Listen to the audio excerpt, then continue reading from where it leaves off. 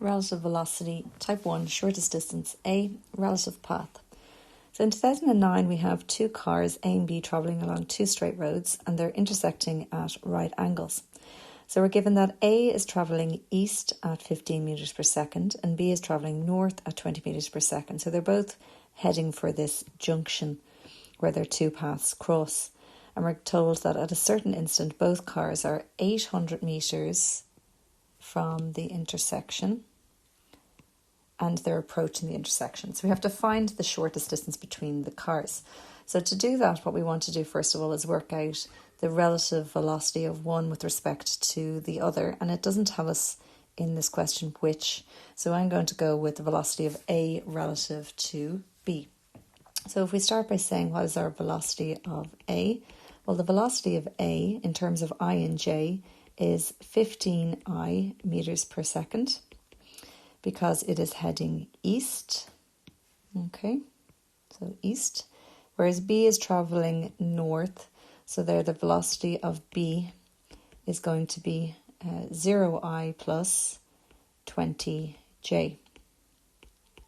And again, be careful if it was going west or if it was going south, because obviously we then would apply a negative sign there. So the next thing we're going to do is decide, we're going to say the velocity of A relative to B. So our velocity of A relative to B is worked out by getting velocity of A minus the velocity of B. And again, this is not in our maths tables, we just need to know this for our relative velocity. Sorry, make a mistake there actually, sorry, page 50 in our maths tables. We will find relative displacement, relative velocity and relative acceleration, okay? So if we're looking at the velocity of A relative to B then, well, what we have is the velocity of A is 15I minus the velocity of B, well, that's minus 20J. And that's in metres per second. So, of course, it never asks us to find magnitude and direction, but we know that this is essential for these questions. So we always work out our magnitude and direction at this point.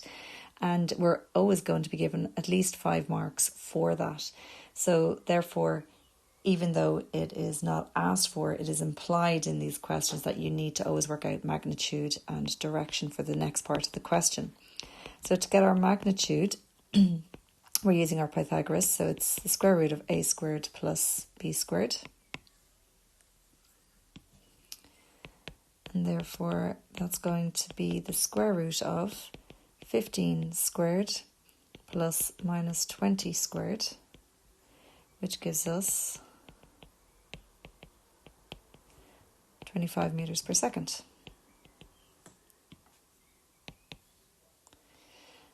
So that's our magnitude.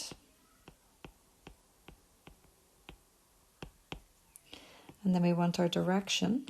So to get the direction, it's our slope. And our slope is J over I. In other words, tan theta. So your opposite over your adjacent. And of course, this will give us our direction then. And again, with our direction, we have to check, do we want theta? Well, it's going to be 20 over 15. And that can simplify down then to give me 4 over 3. And therefore, theta is tan inverse of 4 over 3. In other words, theta is equal to 53.13 degrees. Now it's east and then south because, again, if I look over here at my velocity of A relative to B, it was 15I. So if we go up underneath the question there. So 15I is positive. So because it's positive, we're going east. And then it's minus 20J. Okay, so minus means that we're going downwards, which is our south direction. So we always go in the I direction followed by the J direction when we're writing down our angles here. Now, the fact that we have tan theta equals 4 over 3 there, that can come in useful at a later stage because we can actually work out what sine theta is and cos theta is. So of course we can draw our right angle triangle there. And if we have theta, we have opposite over adjacent. And of course it's our 3, 4, 5. And of course we can say, well, sine theta is the opposite over the hypotenuse and cos theta is the adjacent over the hypotenuse. So they can be used at a later stage in the question, okay? So we have our magnitude and our direction worked out. So we're still on part 1. We still haven't worked out our shortest distance. So in order to do this, what we need is a new diagram. But to get a new diagram, the problem with this is that they're not on a straight line between each other, A and B. So we have to decide which one do we want to move to the intersection. So I'm going to move B to the intersection. So I'm going to try and get B up to that junction, okay? And therefore, when B is at that junction, I need to know, well, where is A at that point? So to work out where A is at that point, I need to know how long does it actually take B to get to the intersection. So we're going to move B to the intersection.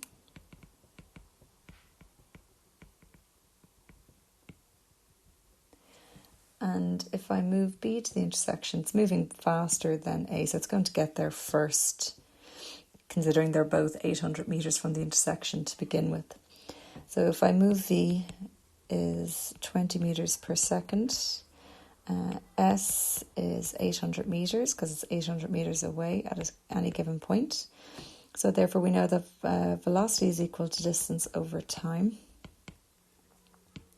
So therefore the time it takes to move 800 metres travelling at 20 metres per second north is 40 seconds. So we need to know, well, how far has A moved in 40 seconds? So we say, where is A after 20 seconds? Oh, sorry, not 20, after 40 seconds. Okay, so I know that A is moving at 15 metres per second east. And if we're saying it's going to move for 40 seconds, well, where is it? So again, if V is equal to S over T, well then S must be the velocity multiplied by the time, which is 15 times 40. So basically, A has moved 600 metres towards the intersection in the time it takes B to reach the intersection. But of course it was 800 metres from the intersection to begin with. So therefore we say A is now 800 minus 600. In other words, 200 metres from the intersection. Now sometimes in these questions you'll find that they've moved past the intersection, so you have to be careful. Is it 200 metres from the intersection or past the intersection? Because that's obviously going to determine your diagram in a minute. So it's 200 metres from the intersection, and that's for A. So now we can set up a diagram to work out our shortest distance. So let's move on to the next page for that. Okay, so we have A is still 200 metres from the intersection. And then we have B is at the intersection. So we know that that is 200 metres. They're 200 metres apart. And then we know that A relative to B is moving. So let's draw our little mariner's compass here. We know that it's going east and then south at an angle of theta, where we said theta was 53.13 degrees. Okay, so therefore at any given point, the shortest distance is always going to be the perpendicular distance. Okay, so therefore that's our shortest distance, which I'm going to call D. So D is our shortest distance.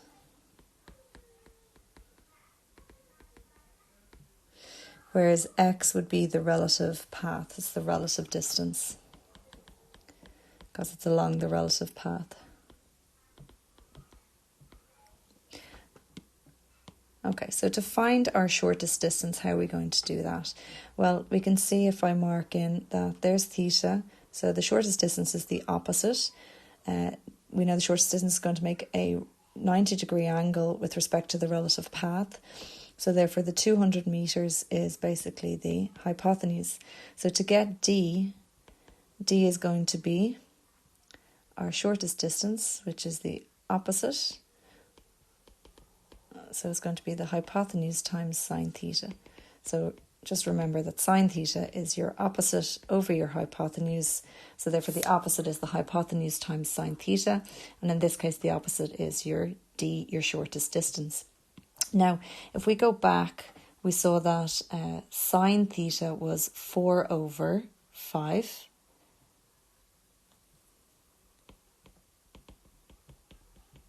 Because we had worked out tan theta was 4 over 3. So therefore, all I have to do now is go 200 meters times sine theta, which is 4 over 5. And applied maths is lovely for getting nice, neat numbers 99% of the time. So therefore, it's nicer to work with your right angle triangle, your trig, than sticking in sine 53.13 degrees, because often you end up with something like 159.9999. So by using the 4 over 5, we end up with this lovely, neat value for our shortest distance of 160 meters. Now, you'll still get the same answer, of course, by using sine 53.13 degrees. But as I said, by using our trig in applied maths, most of the time that gives us a nicer, neater number. Okay, so let's go back to the question now. We've got our shortest distance. So that's part 1. So part 2 then says the distance each car is from the intersection when they are nearest each other. So it's when they are nearest to each other is the shortest distance. And we would need to know, well, where is the distance? Where is the car, I should say, from the intersection at this point? Okay, so we need to know at what time do they reach this shortest distance. So to do that, what we're going to be looking for is our time. Well, speed is equal to distance over time. So therefore, if we have our relative speed is equal to our relative distance over the time. So therefore our time is what we're going to need to work out, but we also need our relative distance. So we're going to work out the relative distance first of all. And again, if I look at my diagram, I can see, well, x is my relative distance and x is the adjacent. So therefore x, the relative distance, let's do that to the side. So x, our relative distance, is going to be equal to h cos theta. Because, of course, cos theta is the adjacent over the hypotenuse. And again, if I go back to that first slide there, well, we can see cos theta is 3 over 5 because of that tan 4 over 3. Now, of course, we can again use cos 53.13 degrees, but this is going to be a lot neater to use cos theta is equal to 3 over 5. So therefore our relative distance is 200 meters times 3 over 5, and that gives us 120 meters. So therefore our time taken is going to be our relative distance, which is 120 meters, divided by our relative speed. And we said our relative speed was, again, if I go back, just to remind you, well, this is your relative speed here. It's 25 meters per second. So that's the relative speed. So we have 25. So we have 120 divided by 25 gives us 4.8 seconds.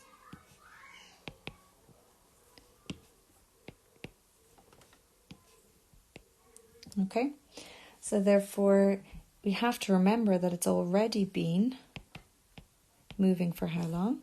Well, we saw that they were moving for 40 seconds here. Okay, so it was 40 seconds when B got to the intersection. So we have to add on already moving 40 seconds. So therefore the time till they're nearest each other is going to be 40 plus 4.8.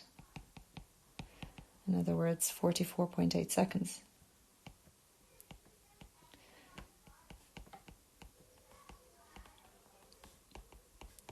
So we have 40 plus 4.8, so that's 44.8 seconds.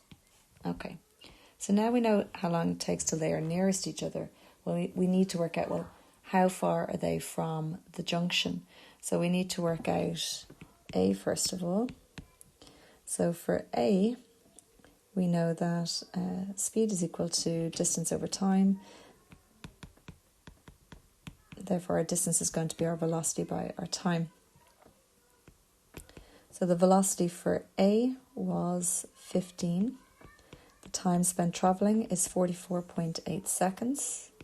So therefore, S has travelled 672 metres.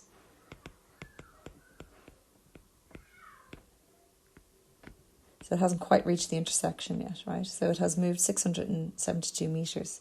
So therefore, from the intersection, well, it was 800 from the intersection to begin with. So if I subtract the distance that it has now moved in that time, we can see that it is now 128 metres from the intersection.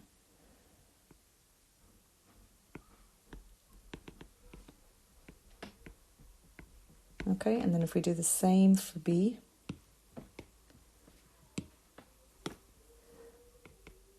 so for B, again, we're going to be saying its velocity was 20. Time spent travelling is 44.8 seconds. So in that time, it is 896 metres. So basically, it has actually moved past the intersection because it was 800 metres from the intersection to begin with. So therefore, we say B has moved 896 metres when they are nearest to each other. So therefore, it has gone past it. So we say S is 96 metres, but again, we're saying past the intersection. Okay, all right, so let's have a look at the marks. So we have 5 metres for working out the relative velocity. We then have 5 metres for working out the slope or the magnitude or the direction of our relative velocity. So one of them, okay, as long as you have one of them there. But as I said, we need both the relative speed and the direction, so you're better off getting both anyway, regardless of marks. And the next thing then is, well, how long does it take to reach the intersection? So that was 40 seconds, so that was going to be another 5 marks. We then had to find out how far it's travelled from the intersection. So again, if we work out our 200 metres, or again, even that diagram there would represent that too. And then we work out our shortest distance, which is what we were asked for, which was 5 marks. So basically we had 25 marks for just getting that shortest distance alone. And then we have to work out how far past the intersection or from the intersection A and B are. So there was 5 marks then for the last part of the question. So there was a 30-mark question. And it's a lovely 30-mark question. In fairness, if you got one of these, we're always happy with these questions. They're really nice, straightforward, predictable questions. So, and very handy 30 marks that year. Okay.